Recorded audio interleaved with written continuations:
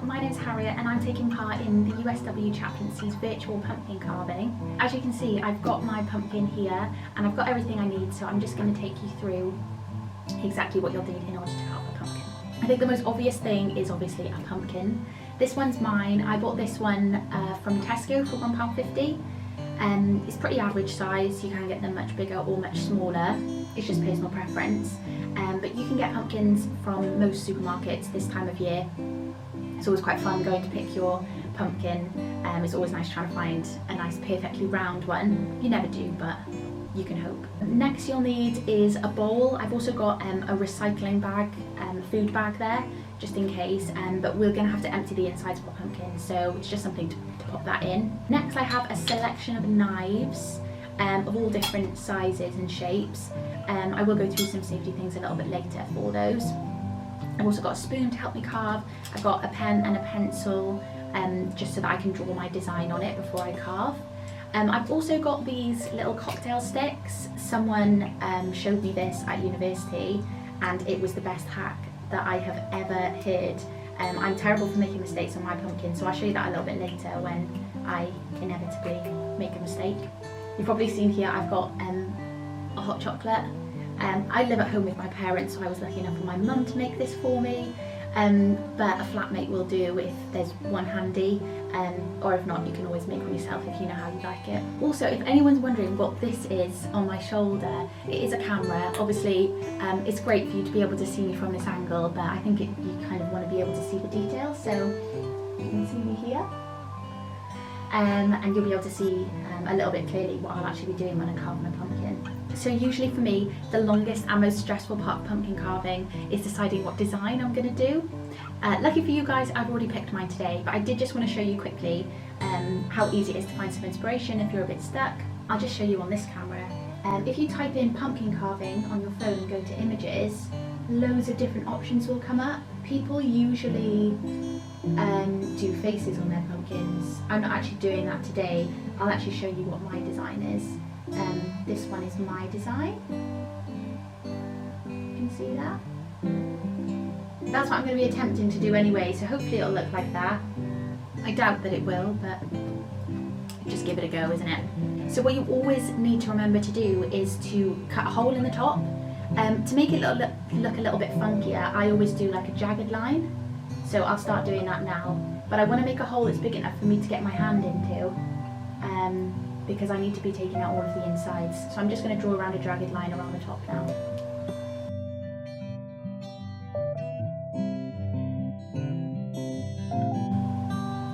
Can you see that? Okay, so usually then I pick the best side of the pumpkin in order to carve on. Usually it's like the biggest side, just so you've got some more room to do your design, so I've picked to go with this side. So now I'm just going to draw my design. I'm going to copy it from the photo that I showed you.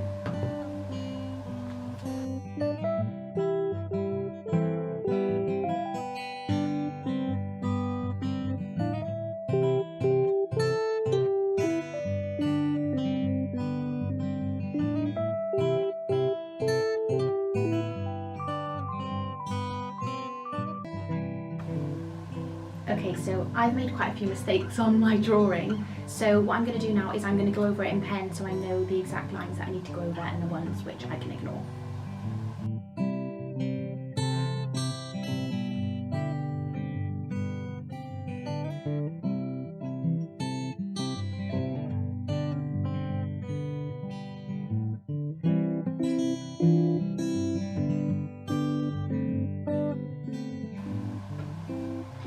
So that is what my design is going to look like, hopefully. So the first thing I'm going to do is cut out the top, and I need to take out the insides. So I'm going to cut on my jagged line. So I'm just going to go through a couple of safety things. If you are using knives, it's really important that you always cut away from yourself, just because the inside of the pumpkin is hollow. So when you put a lot of pressure, it seems like the pumpkin is resisting against you, but it will just go straight through. So yeah, just be really careful. As I said, if you can use those pumpkin carving kits, they are much safer to use, but if you can only use knives, just be really careful when you're using them. I think this is why people tend to do jagged tops. I know that some people would like rather do a round top, but it is so much harder to cut on a curve than it is to cut on a straight line.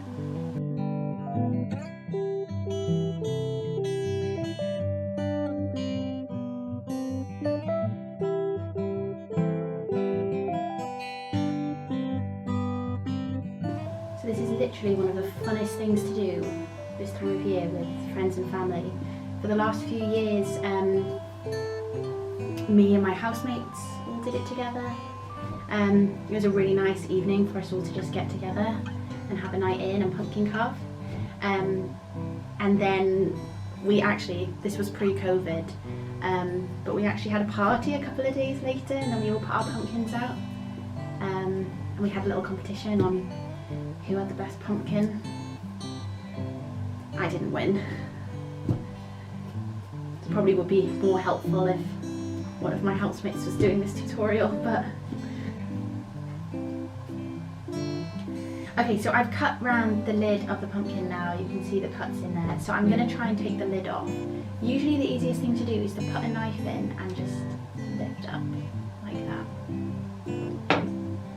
I'm just going to now try and empty this all into this bowl.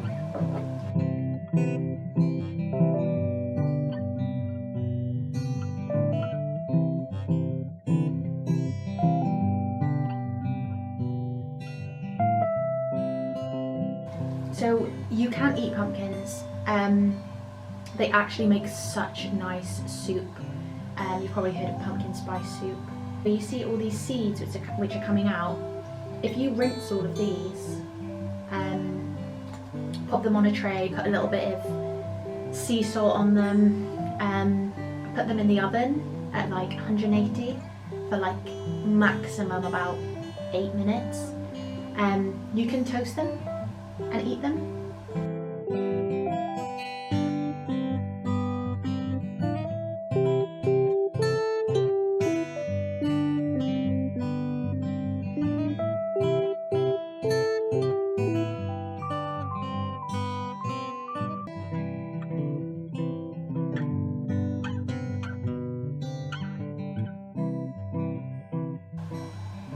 Okay, I think this is as much as my hands will allow me to do. So I think I'm going to have to move on to the spoon.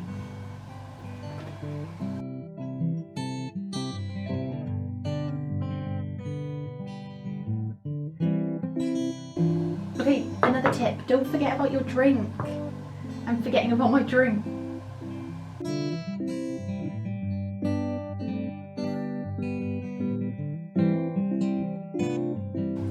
Now, that is a bit of a change, isn't it?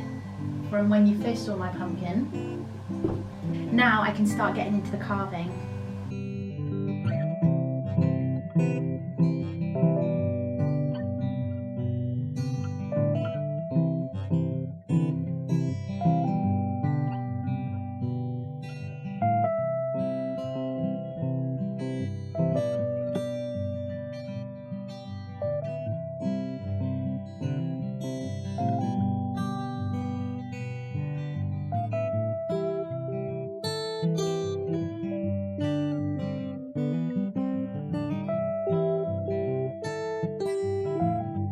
Okay, so again, I'm cutting holes out of these O's here, and I think it's probably best if I cut the holes out first, just while they've still got a little bit of stability.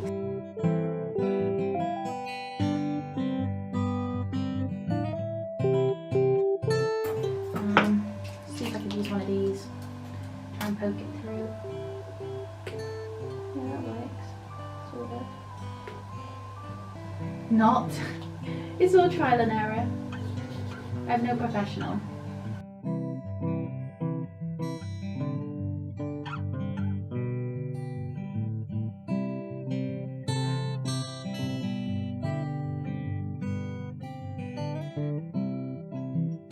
I wish this was like Art Attack or Blue Peter. Here's one I made earlier.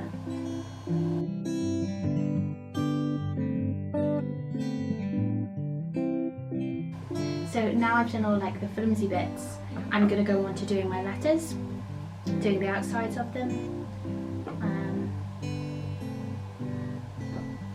we go.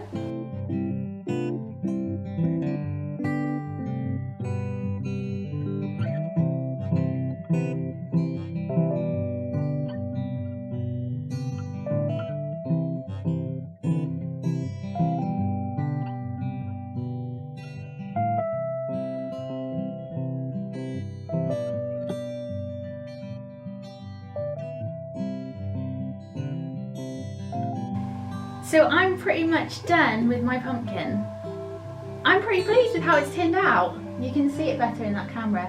And miraculously, I haven't had any errors, so I'll just quickly show you what I meant by these cocktail sticks. So sometimes, say now you have, I'll just use this bit of pumpkin, say now this had fallen off here, what I do is I would put a cocktail stick into the bottom of that O there, and then the bit which has come apart, you just pop that on top. So you can just like stick it together. So if this bit had come off, I can cut the cocktail stick to size, but it would just hold it in place if any of these happen to fall off, because as you can see, it's a little bit wobbly. But yeah, that's what the cocktails were for. I'm very surprised that I haven't had to use them. It's been the first time in a long time that I haven't had to use them.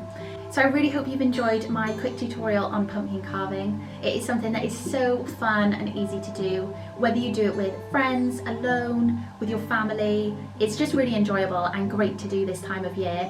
If you'd like to get involved with the USW Chaplaincy's pumpkin carving, why not? All you need to do is send in your photos and videos to the details which are just popping up here now. We'd love to see what you create. I wish you a very happy and safe rest of the term. Take care.